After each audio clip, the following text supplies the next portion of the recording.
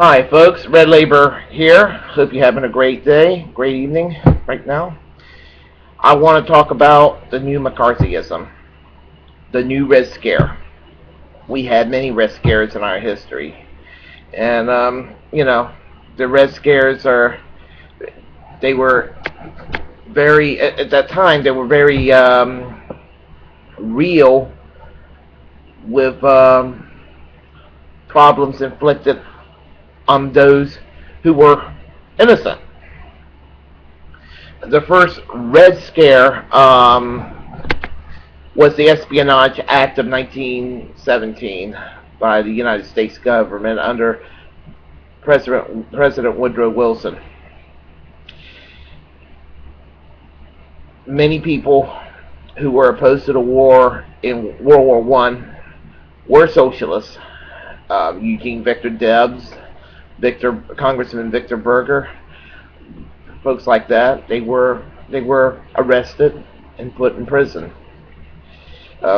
Eugene Debs was pardoned in 1921 by President Harding, and there was a technicality in the U.S. Supreme Court found in regard to Congressman Victor Berger in Wisconsin, and he wasn't able to get his congressional seat back to I believe the year 1922, and he served until his death in 1929. But the Red Scare was really, crap as usual. Eugene Victor Debs, Victor Berger, these folks were not a threat to our national security. The Socialist Party of America was not a party hell-bent on violent revolution, although the radical left of the party in 1919, the Bolshevik wing split off, and what would eventually become the Communist Party USA. But those folks were not the mainstream of the Socialist Party, and those in the Socialist Party that stood up against the Bolsheviks were correct to do so. Anyway, after World War II, the next big Red Scare took place, and it formulated really, really ugly under Senator Joseph McCarthy of Wisconsin. He accused many people of being a communist, had them facing the House Un-American Committee, and just ruining people's lives. But, here's the thing. As much of an SOB as Joseph McCarthy was, and he was, I'll have to say, at least, he knew the difference between socialism and communism. More so than the Tea Party types today. The Socialist Party of America, back in the 1950s, were not under investigation by the U.S. government, because the U.S. government knew that the Socialist Party of America were not communists. They were very anti-communist. They weren't anti-communist because, they wanted to prove that they were, they don't want to appease, the American right wing. It was a principle anti-communism. Democratic socialism really do not have much in common with communism any more than unfettered capitalism. The Socialist Party of America, protested very vocally against the Soviet invasion of Hungary in 1956, when Hungary tried to break away from the Eastern Bloc.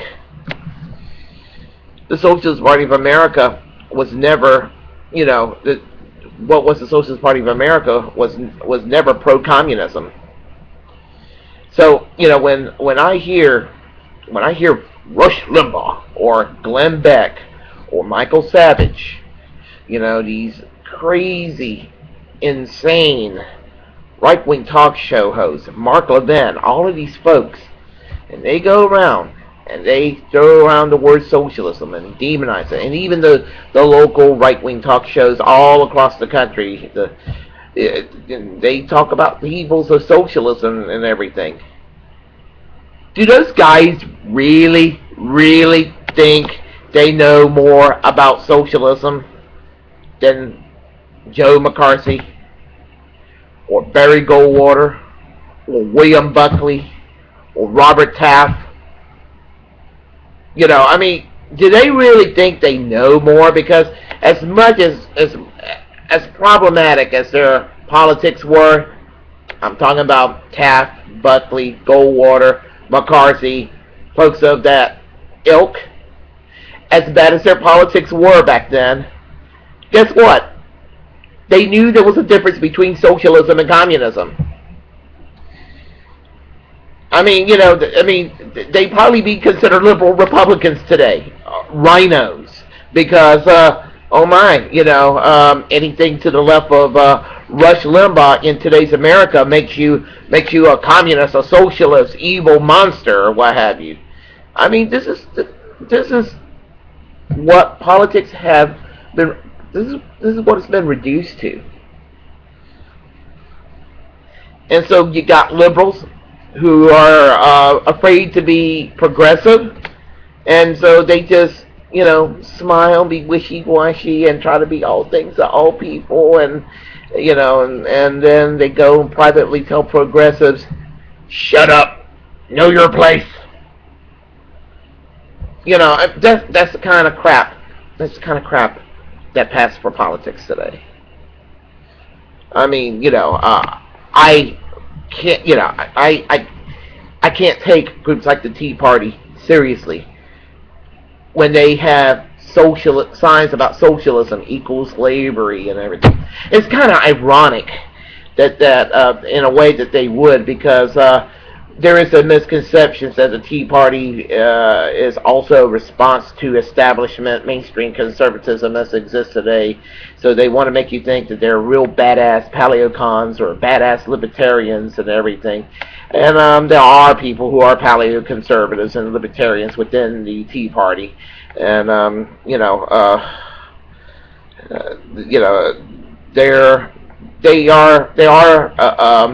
they do have a presence there. So do the Christian right, and so do the militia folks, and I don't throw around the term racism lightly, and I'm not even going to say that the bulk of the Tea Party is racist, but there are racist elements in the Tea Party, and anybody say, "Oh no, we don't have racists in the Tea Party." Yeah, don't be delusional. Don't be delusional.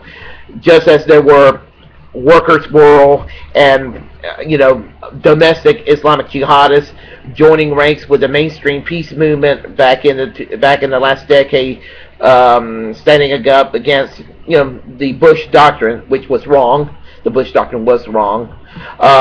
They were a small element. And most of the people in the peace marches were for peace. They thought George W. Bush was wrong. They thought that the Islamic jihadists were wrong. And same thing with the Tea Party. There's a small little faction that are racist.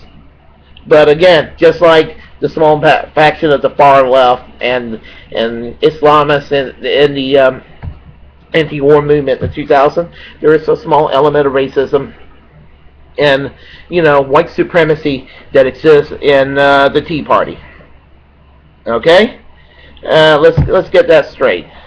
But the point I'm trying to make is that these people in the Tea Party, the bulk of the Tea Party, still has this kind of, the anti-communism, which the anti-socialism, and making it all the same and saying, well, the socialists and the communists are, they're around, and that's what fills up the Occupy Wall Street movement.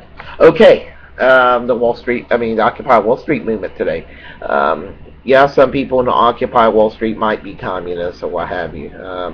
They're still not the majority, folks. Most people in the Occupy Wall Street movement, and there are Ron Paul supporters that support Occupy Wall Street, so it is not entirely a liberal left coalition of far leftists and what have you. There are people in the team. There are people, Ron Paul types, that play outside the box. I mean, think about it. Ron Paul and Dennis Kucinich get along very well in the U.S. House, and many more times than people think they vote very similar, in a similar like manner on key votes. So, and when I think of the Tea Party, yeah, Ron Paul is, if there is a good side to the Tea Party, it is led by Ron Paul. Not that I agree with everything Ron Paul has to say, but he's good on being anti-war and anti-Patriot Act and against this drug war, and in a whole lot of ways, he's in some very fundamental issues, he's going to be better than some Democrats. But the problem with the Tea Party is the Glenn Becks of the world, the Sarah Palins of the world. And let me tell you, the Tea Party is really, really mostly, more than anything else, ideologically, whether they want to admit it or not. They're not really a paleo-conservative libertarian alliance. Most of the Tea Party are neoconservatives. And let me explain to many of you what neoconservatism is. It's a movement of recovering Trotskyites that shifted through the political mainstream over the decades. They shifted from militant Trotskyism to a softer Trotskyism, to democratic socialism, to Cold War liberalism. Then they became part of the Reagan Revolution, and now they're part of the fabric of the modern American political right.